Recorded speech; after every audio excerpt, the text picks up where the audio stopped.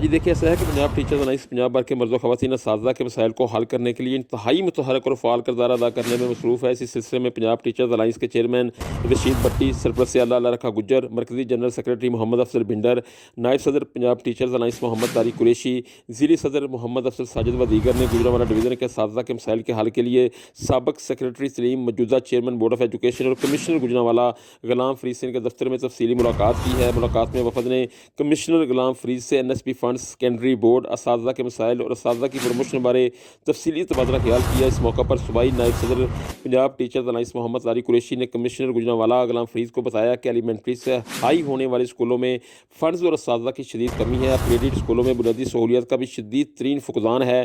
زمینی حقائق کو مد نظر رکھے بغیر اسکولوں کو اپ گریڈ کر دیا گیا ہے۔ کرایہ کی عمارتوں میں چلنے والے اسکولوں کو بھی اپ گریڈ کر دیا گیا ہے، جو نہیں کرنا چاہیے تھا۔ تحصیل وزیرآباد ضلع بننے کے بعد وزیرآباد کے اساتذہ پریشان ہیں کہ ان کو گوجرانوالہ ضلع سے ترقی ملے گی، جب پھر وزیرآباد سے ایلیمنٹری اسکول گرجاک طلبہ کی تعداد ہائی اسکولوں کے طلبہ سے بھی زیادہ ہے۔ اس اسکول کو اپ گریڈ نہیں کیا گیا۔ ضلع میں بے شمار ایسے اسکولز ہیں جہاں فنڈز موجود ہیں مگر وہ استعمال نہیں کرتے، اور ایسے اسکولز بھی ہیں جو قرض اٹھا کر اپنے امور انجام دینے پر مجبور ہیں۔ NSP فنڈز انتہائی محدود ہیں جبکہ اسکولوں کے اخراجات بہت زیادہ ہیں۔ NSP فنڈز کی بڑی رقم اسکولوں کے بجلی کے بلوں میں ہی خرچ ہو جاتی ہے۔